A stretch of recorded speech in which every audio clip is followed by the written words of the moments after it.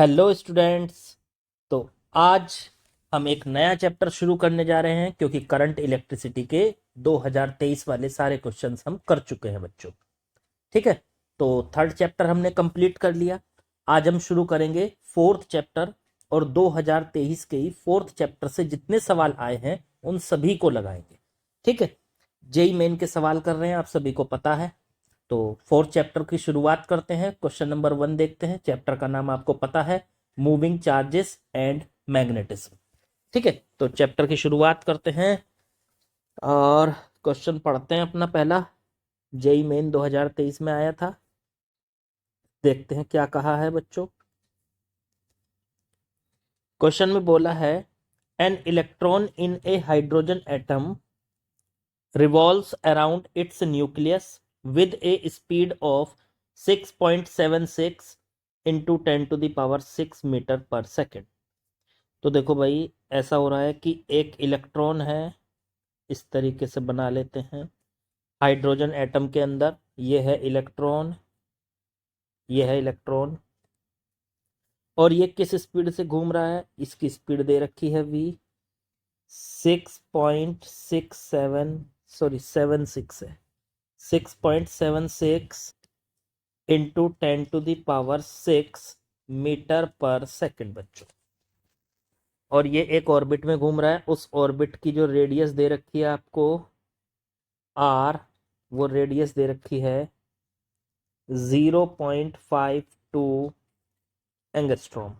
आपको पता है एंगस्ट्रॉम को मीटर में चेंज करना है, तो 0.52 इंटू 10 की पावर -10 मीटर हो गया, ये रेडियस है इसकी। Magnetic field produced at the nucleus of the hydrogen atom is.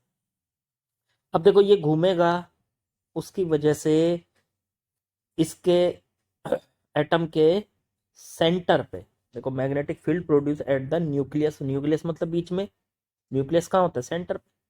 तो सेंटर पे कितना फील्ड है, मैग्नेटिक फील्ड कैलकुलेट करना है सेंटर।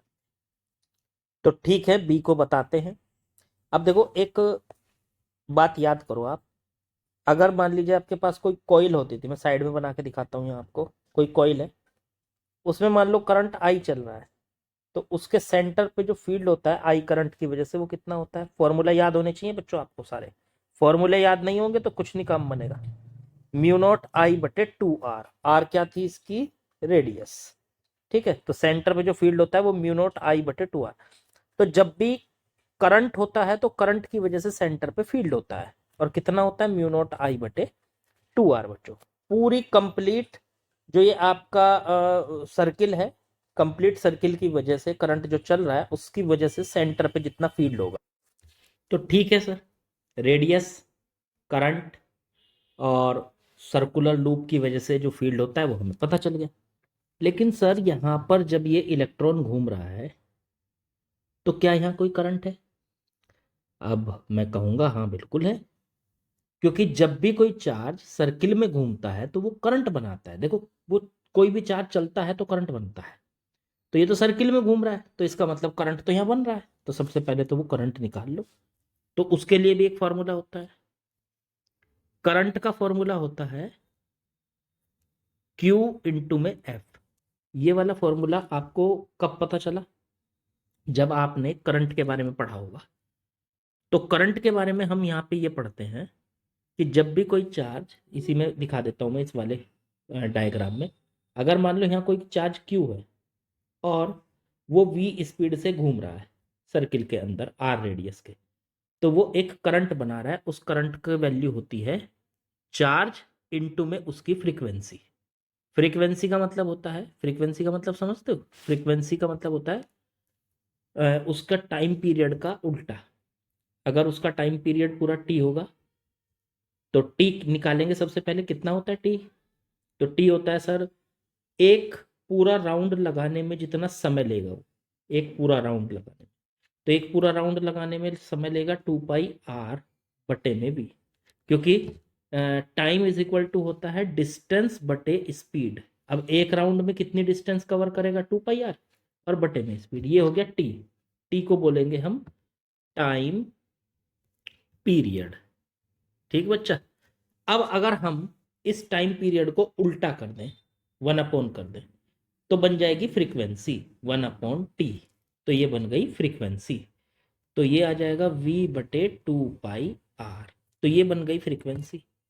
अब फ्रीक्वेंसी की मल्टीप्लाई अगर हम Q से कर देते हैं तो करंट का फॉर्मूला बन जाता है। क्यों क्यों सर, कैसे सर?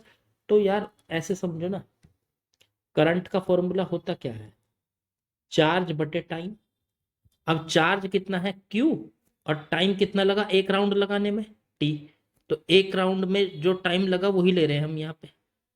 तो Q/T यूज कर लो, या 1/T की जगह 1/T की जगह F लिख सकते हो, तो Q/F यूज कर लो। तो ये फॉर्मूला आप यूज कर सकते हो कि जब भी कोई चार्ज सर्किल में घूमेगा कांस्टेंट स्पीड के साथ तो उसका करंट होता है I बराबर Q/T या Q में F।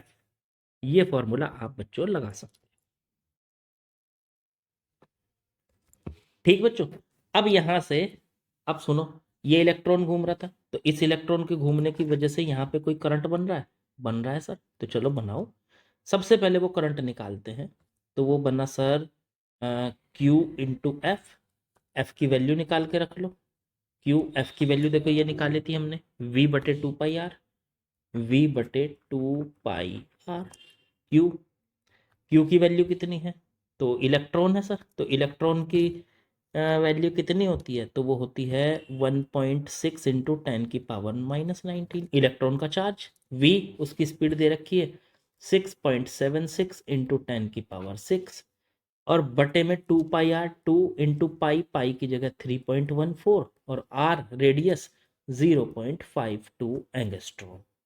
तो 10⁻⁻10। मेरे ख्याल से बच्चा करंट आ गया, ये करंट आ गया कि नहीं है? तो ये करंट आ गया आपका।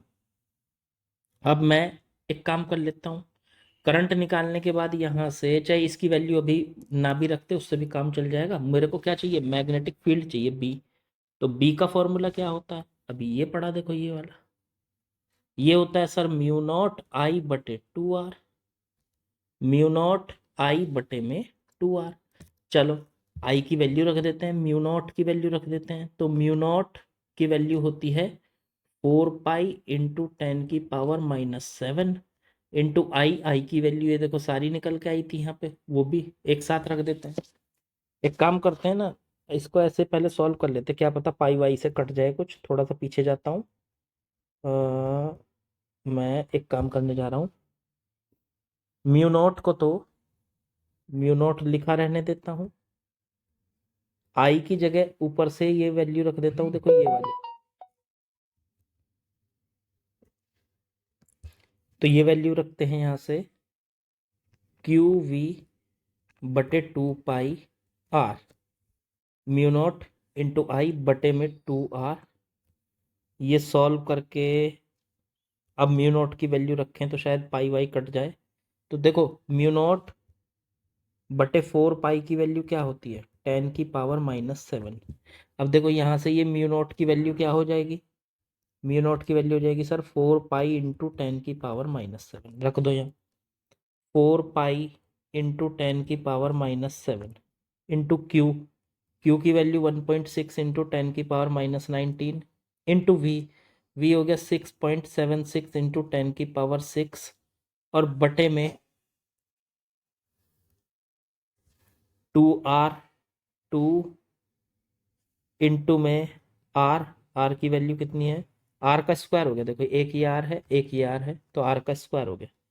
तो 2 इंटू में r², तो 0.52 इंटू 10⁻⁻10 का होल स्क्वायर हो गया, और इंटू में 2r हो गया, ये r का स्क्वायर हो गया, और 2 इंटू 2 4π, ये 4π हो गया। तो ये 2 था नीचे, इंटू में 2π और लिख लो। चलो पाई से पाई कट गया, 2 2 4, 4 से 4 कट गया। ऊपर देखो कितना बचता है बच्चों, 10⁻⁻7 इंटू 1.6 इंटू 10 की पावर इकट्ठी कर लेते हैं। चलो 10 की पावर को एक जगह इकट्ठी करने जा रहा हूँ, इसको दोबारा से लिखता हूँ। यहाँ 10⁻⁻7 है, और 10⁻⁻19, और 10 की पावर +6, तो 10⁻⁻20 बची, और बाकी 1.6 इंटू में 6.76 इंटू 10⁻⁻20 बच्चों, बटे में ये भी देखो कितना बचा, 0.52 इंटू में 0.52 इंटू 10⁻⁻20। ये -20 से -20 कट गया बच्चों। अभी देखो, ठीक है, थोड़ा ऊपर को कर लेते हैं, इसको सॉल्व कर लेते हैं। ये बचा 1.6 इंटू 6.76 बटे में 0.52 इंटू 0.52। और देख लो ध्यान से, कुछ बच तो नहीं रहा, शायद और कुछ नहीं बच रहा है, नहीं। चलो पॉइंट से ये पॉइंट हट गया, ठीक है, ये पॉइंट हटाओ, ऊपर 100 लिख दो, ये पॉइंट हटाओ, नीचे 10 लिख दो, ये 0 से 0 कट गया। ठीक, अब जरा इसको डिवाइड करके देखते हैं क्या आ रहा है। इसको 4 से कट कर दो, ऊपर 4, 4 जा 16 हो गया, 4 से इसको कट कर दो, 13 टाइम्स कट गया, ठीक है ना। ऐसे ही 4 से इसको भी कट कर दो, ये भी 13 टाइम्स कट गया, ऊपर बचा 13 से इसको कट करो, तो ये आया, ठीक है, 52। फिर 13 से ये 52 को कट कर दो, 4 इंटू 10, 40 आ गया भाई। सॉल्व करके बच्चों 40 आ रहा, आंसर चेक कर लो, 40 ही हमारे पास आंसर है। ठीक है, थोड़ा सा लंबा खींच दिया मैंने इस क्वेश्चन को, इतना ज़्यादा कुछ क्वेश्चन खास था नहीं, लेकिन ये है कि कैलकुलेशन काफ़ी थी।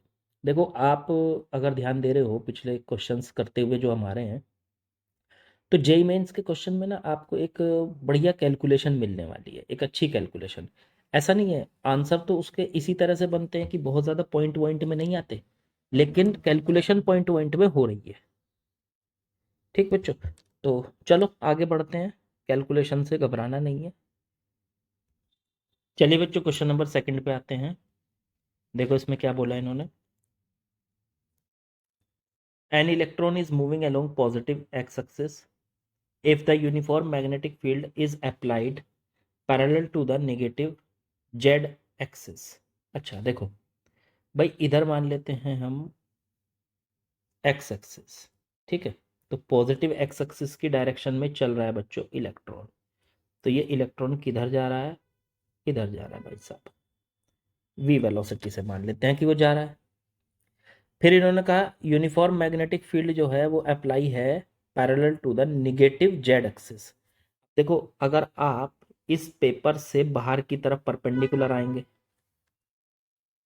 आउटवर्ड, तो वो तो होता है पॉजिटिव एक्स एक्सिस, और अगर अंदर की तरफ जाएंगे इनवर्ड, तो वो होता है निगेटिव जेड एक्सिस। तो इसका मतलब यहाँ पे जो फील्ड लगा है वो अंदर की तरफ लगा है सेंटर से, मतलब पेपर से, इस प्लेन पेपर के अंदर की तरफ लग रहा है ये फील्ड। तो ये जो क्रॉस बनाए हैं मैंने, ये एक्स नहीं है, ये एक्स था, एक्स एक्सिस, ये क्रॉस है। तो ये जो क्रॉस बनाए हैं मैंने, इसका मतलब है कि फील्ड जो है वो पेपर से अंदर की तरफ जा रहा है, ठीक है, पेपर से अंदर की तरफ परपेंडिकुलर, तो परपेंडिकुलर अंदर की तरफ ये फील्ड है।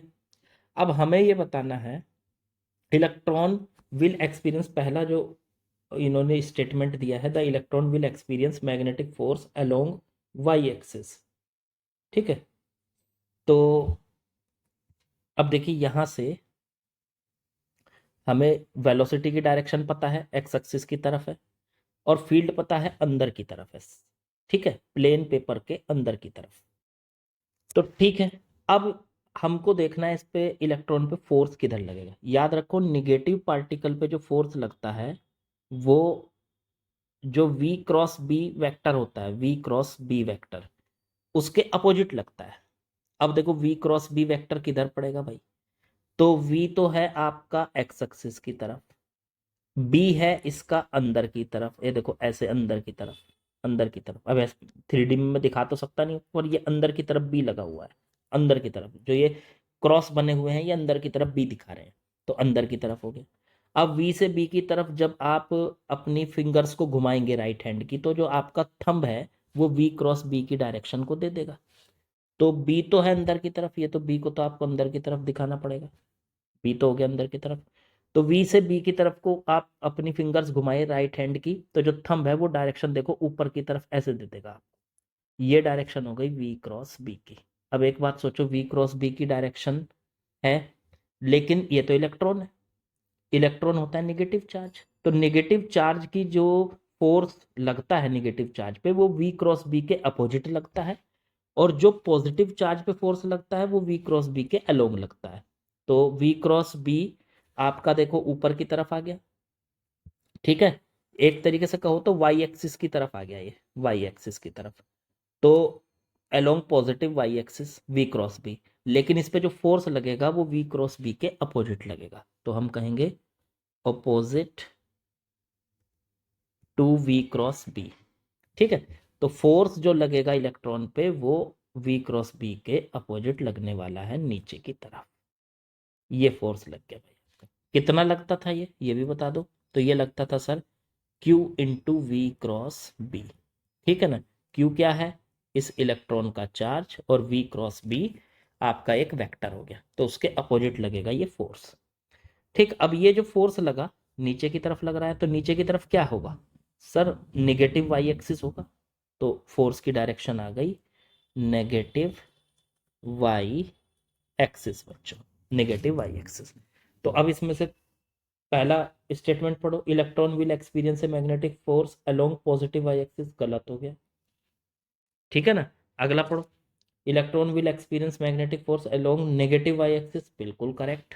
फिर आगे पढ़ो, the electron will not experience any force, ये भी गलत, फोर्स तो एक्सपीरियंस हो रहा है। फिर आगे पढ़ो, the electron will continue to move along positive x axis, electron जो है वो लगातार पॉजिटिव एक्स एक्सिस में चलता रहेगा, बिल्कुल नहीं। देखो आप एक बात ध्यान रखो, ये इलेक्ट्रॉन पे वेलोसिटी है जो इसको पॉजिटिव एक्स एक्सिस में इधर लेके जा रही है, लेकिन ये फोर्स जो है इसको इधर भी टर्न करा देगा, मोड़ देगा, और क्या करेगा इसको, आपको पता है कि जब वेलोसिटी के, वेलोसिटी तो है एक्स की डायरेक्शन में, फील्ड लगा हुआ है जेड की डायरेक्शन में, दोनों के बीच में एंगल थीटा है, और जब थीटा एंगल होता है तो पार्टिकल सर्किल में घूमने लगता है, और ये पार्टिकल इस तरह से सर्किल में घूमने लगेगा ऐसे, तो सर्किल में घूमना शुरू कर देगा। तो D electron move along positive axis, ये भी गलत हो गया। ई पढ़ो, electron move along circular path in magnetic field, ये करेक्ट है। तो इसका मतलब हमारे दो आंसर करेक्ट है, बी और ई। ऑप्शन बी और ई के लिए बन गया हमारा ऑप्शन 1। तो बिल्कुल आसान सवाल था, सिर्फ हमें डायरेक्शन देखनी थी यार, बहुत ईजी था, मतलब मैं कह नहीं सकता कितना ईजी था ये, ठीक है ना। चलो आगे बढ़ते हैं। चलिए बच्चों नेक्स्ट क्वेश्चन में आते हैं। ये भी आसान सा सवाल देखने में लग रहा है, बाकी तो अभी पढ़ के पता चलेगा। A straight wire A B of mass 40 gram, A B देखो ये रही ए बी, मास इसका 40 ग्राम है, ओके। लेंथ 50 सेंटीमीटर है, यहाँ देखो जहाँ मैं एरो दिखा रहा हूँ आपको, लेंथ इसकी 50 सेंटीमीटर है। Suspended bye a pair of flexible leads in uniform magnetic field, इसे मतलब फ्लेक्सिबल लीड से इसको लटकाया गया है, सस्पेंड किया गया है। Magnetic field of magnitude 0.40 tesla, यहाँ पे फील्ड की वैल्यू भी दे रखी है।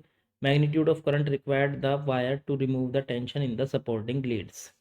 देखो भाई सीधी सी बात है, आप चाहते हो इसमें वायर में करंट चले, तो कितना करंट चले इसके अंदर, मान लो करंट चला आई, तो कितना करंट चले ये पूछना चाह रहा है कि कितना करंट चले कि ये जो सपोर्टिंग लीड्स लगी हुई हैं, ये स्प्रिंग से लगे हुए हैं जो आपको दिखाई दे रहे हैं, ये स्प्रिंग्स, इनमें कोई टेंशन ना बचे।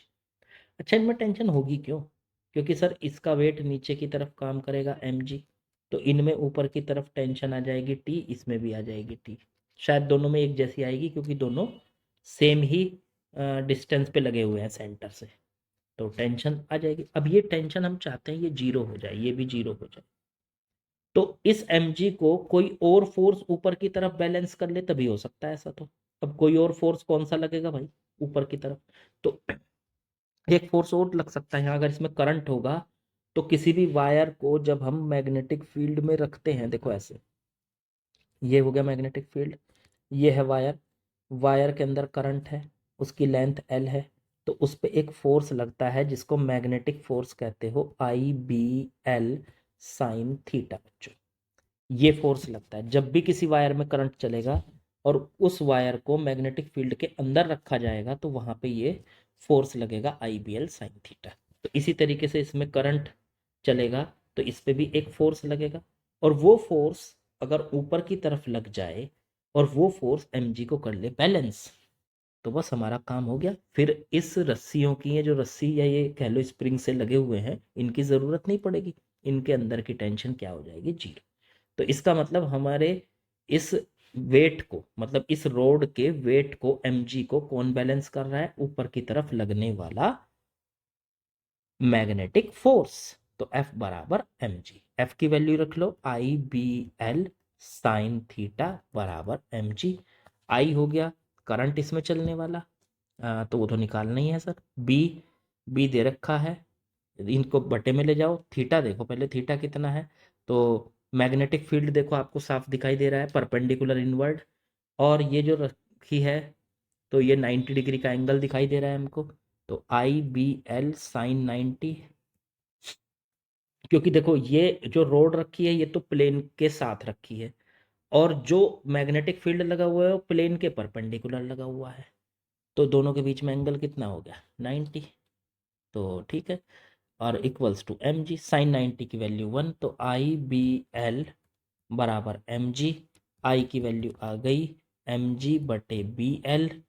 mg की वैल्यू यहाँ से रखते हैं mm 40 ग्राम, तो 40 इंटू 10 की पावर -3 किलोग्राम हो गई। g की वैल्यू कहा इन्होंने 10 ले लो, देखो ये लिख रखा 10, और बटे में b की वैल्यू 0.4 टेस्ला, 0.40 मतलब यही हो गया, और L लेंथ है 50 सेंटीमीटर ये लिख रही, तो 50 सेंटीमीटर को लिख लो 50 इंटू 10 की पावर -2 बच्चों, मीटर में बदल लिया इसको सेंटीमीटर। अब ये देखो पॉइंट हटाओ, ज़ीरो लगाओ, ये 4 से 40 को काटो 10, एक ज़ीरो से देखो ये ज़ीरो कट गया, ऊपर नीचे तो बचा है 5, 5 से 10 को काटो 2, तो ऊपर देखो कितना बचा 2 इंटू में ज़ीरो, तो 20 इंटू 10 की पावर -3, और बटे में नीचे कितना बचा 10 की पावर -2 बच्चों। ठीक है, तो ये कितना रह गया आपका, ये रह गया 20 इंटू 10 की पावर -2 से कट के ऊपर 10 की पावर -1 बचेगा, तो 20 इंटू 10 की पावर -1 को क्या लिख लो 2, बस 2 एम्पियर का करंट इसमें हमको चाहिए बच्चों। तो आसान सवाल था, बिल्कुल इजी, इसमें कुछ नहीं था, आपको बस समझना है कि आखिरकार इसमें करंट हमें मिलने के बाद किस तरह से इसके वेट को मैग्नेटिक फोर्स ने बैलेंस कर लिया। ठीक बच्चों, चलो आगे बढ़ते हैं। चलिए बच्चों नेक्स्ट क्वेश्चन पे आते हैं, इसका भी सॉल्यूशन देखते हैं जरा। इसमें लिखा है एक इलेक्ट्रॉन है is allowed to move with constant velocity along the axis of current carrying straight solenoid. Solenoid हमको पता है, इस तरीके का एक पाइप होता है, उस पाइप के ऊपर हम एक वायर को लपेट देते हैं, इस तरह से वायर को लपेट दिया हमने, ये देखो ऐसे, इस तरह से वायर को लपेटते जाएंगे, और लपेटते लपेटते लास्ट तक ले जाएंगे इसको इस तरह से, और ये हो गई इसकी सोलेनॉइड की एक्सिस। ठीक, अब इसमें जब आप करंट भेजते हो सोलेनॉइड में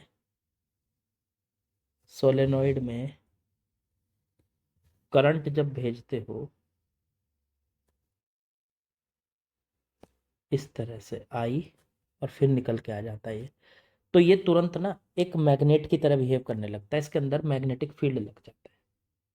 ठीक है, अभी अगर आप देखोगे तो एक तरफ बन जाता है इसमें साउथ, और एक तरफ बन जाता है इसमें नॉर्थ, तो इधर बन गया नॉर्थ और इधर बन गया मान लो साउथ। अब आप पूछोगे कि सर इसका क्या रूल है कि नॉर्थ किधर बनेगा साउथ किधर बनेगा। देखो जिस साइड से आपको करंट एंटी क्लॉकवाइज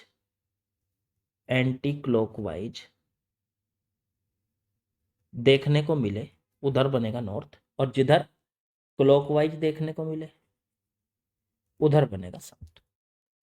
अब आपको पता है कि साउथ से नॉर्थ की तरफ लाइंस इस तरह से चलती हैं, ठीक है, लेकिन सोलेनॉइड के अंदर जो लाइनें चलती हैं वो साउथ से नॉर्थ की तरफ ऐसे चलती है, साउथ से नॉर्थ की तरफ ऐसे।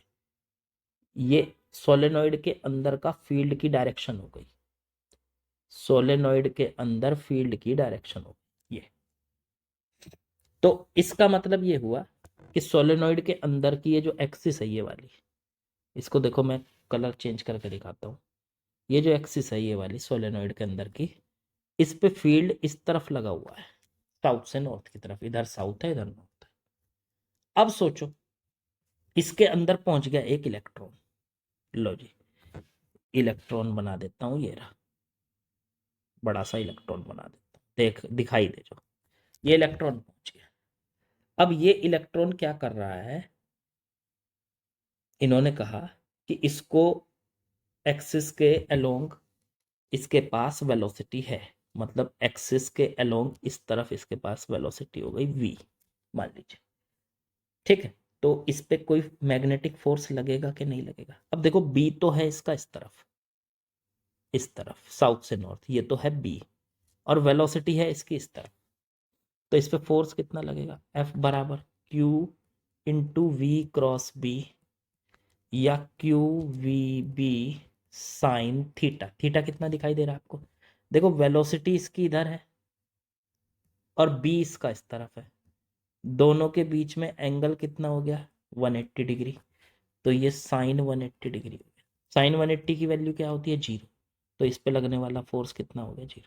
याद रखो यार, ये तो डायरेक्ट, इतनी बात मैं डिटेल में इसलिए बताता हूँ, मुझे तो बतानी है सारी बातें, वरना आपको तो ये देखते ही सवाल देखते ही सॉल्व हो जाना चाहिए कि जब भी मैग्नेटिक फील्ड और वेलोसिटी के बीच में एंगल 0 या 180 होता है तो फोर्स 0 होता है, ये याद होनी चाहिए बात। तो चलो फोर्स यहाँ पे 0 हो गया। अब ऑप्शन चेक करो। पहला, electron will experience magnetic force along x axis, मतलब अलोंग एक्सिस ऑफ सोलेनॉइड, नहीं गलत। दूसरा, the electron will not experience a magnetic force, बिल्कुल सही, इलेक्ट्रॉन पे कोई फोर्स नहीं होगा। अगला, the electron will continue to move along the axis of solenoid, वो एक्सिस ऑफ सोलेनॉइड पे चलता जाएगा, जब उस पर कोई फोर्स नहीं लगेगा तो देखो वो सीधा ही चलता चला जाएगा, ऐसे ऐसे चलता चला जाएगा, जब वो इधर से जा रहा है तो ऐसे ही चलता जाएगा, तो सी भी सही है। अगला, the electron will accelerate along, accelerate नहीं होगा क्योंकि फोर्स नहीं है, फोर एक्सेलरेशन तो तब आता है ना जब फोर्स होता है। Electron will follow parabolic path, नहीं सीधा जाएगा, क्योंकि पैराबोलिक पाथ तो वो तब बनाता ना जब उस पर कोई फोर्स लगता, तो ये भी कोई ऑप्शन नहीं हुआ। तो बी सी ऑप्शन है, B C D B C second option हमारा करेक्ट हो जाता है बच्चों।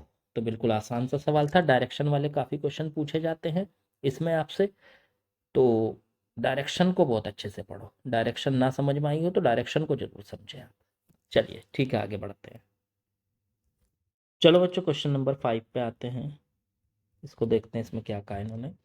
ए straight wire carrying a current 14 ampere is bent into a semi circular arc of radius, arc की जगह आर लिख दिया इन्होंने, ये सी है, arc of radius 2.2 centimetre as shown in figure, the magnetic field produced by the current at the centre O of arc. देखो ये arc दे रखी है, इधर से देखो यहाँ से गई, जहाँ से मैं एरो घुमा रहा हूँ ऐसे गई सर्कुलर और फिर सीधी गई, और सेंटर पे टोटल फील्ड निकालना है इस करंट वाली वायर की वजह से। देखो आपको एक बात बता दूं, अगर आधा सर्किल है ऐसे हाफ सर्किल, तो हाफ सर्किल की वजह से अगर करंट चल रहा है हाफ सर्किल में तो और रेडियस इसकी आर है, तो हाफ सर्किल की वजह से उसके सेंटर पे जो बी होता है वो होता है म्यू नॉट आई बटे 4r, ये होता है हाफ सर्किल की वजह से। अच्छा, और सर ये कहाँ जाएंगी ये वाली, एक तो ये और एक ये, तो देखो इनकी वजह से कोई फील्ड मौजूद नहीं है ओ पॉइंट पर। वजह वजह ये होती है कि अगर हमारे पास सीधे एक कोई वायर है और मान लो वो यहीं खत्म हो गई, ए से बी के बीच में खत्म हो गई, बस ए से बी तक जा रही है, और हम इसी लाइन पे आगे बढ़ते चले जाएं और हमें कोई पॉइंट मिल जाए सी, तो क्या यहाँ पे फील्ड होगा? तो यहाँ पे जो फील्ड होगा वो 0 होगा, वहां पे कोई फील्ड नहीं होगा।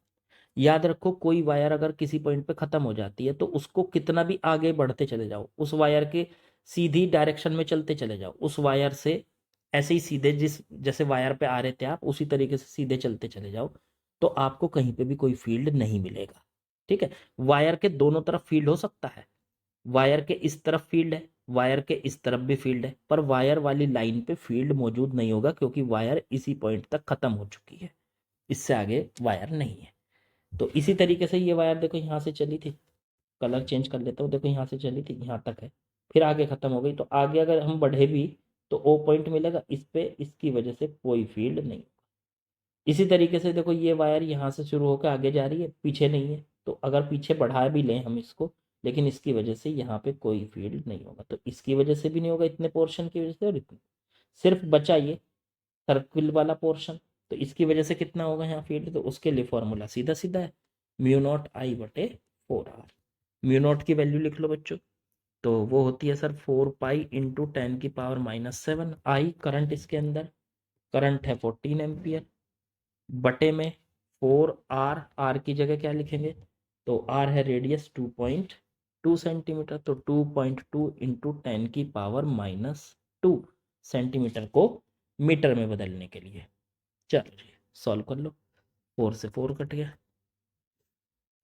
पाई को लिख लो 3.14 इंटू, या एक काम करो 22/7 लिख देता हूँ, 22/7 इंटू 10⁻⁻7 इंटू 14, और बटे में 2.2 इंटू 10⁻⁻2 बच्चों। इससे क्या होगा कि 7 से हम इसको काट सकते हैं, 7 से इसको काटा 2 आ गया, इसमें से पॉइंट हटा के यहाँ 10 लिख लिया, 22 से 22 कट गया, तो ऊपर बचा बच्चों 2 इंटू 10⁻⁻7 और +1, और नीचे है -2, तो ये हो जाएगी -4, तो आंसर आ गया 2 इंटू 10⁻⁻4 टेस्ला। ठीक है बच्चों, अब देखो इन्होंने दिया था centre O arc is 10⁻⁻4 tesla, उसके आगे वाला नंबर नहीं दिया, उसके आगे वाला नंबर हमने निकाल लिया 2, तो यहाँ पे भरा जाएगा 2, आंसर है 2। तो आसान कुछ नहीं था, एक आसान सा चैप्टर है ये, इसमें कुछ गिने चुने फॉर्मूले हैं, बायो सेवर्ट लॉ या वो सारी चीज़ें हैं। देखो मेंस यार बिल्कुल भी मुश्किल नहीं होता है, कुछ सवाल मुश्किल होंगे पर कुछ ही होंगे ना, सारे तो मुश्किल नहीं होंगे ना, कुछ सवाल अगर जो मुश्किल भी हैं तो उन पे फोकस पहले नहीं करना है, पहले आसान सवाल पे फोकस करके उन्हें तो कर लो, अपनी रैंक तो पक्की कर लो, फिर अपनी रैंक को बढ़ा लेना। ठीक है ना, तो बस प्रैक्टिस करते रहो, प्रैक्टिस ही आपको परफेक्ट बनाएगी। ठीक, तो फिर मिलते हैं अगली वीडियो में बच्चों, तब तक के लिए नमस्कार, और सभी लोग लाइक सब्सक्राइब शेयर जो भी कुछ बोलते हैं सब कुछ कर दिया करो यार, सभी का भला हो जाना चाहिए। ठीक है, ओके बच्चों।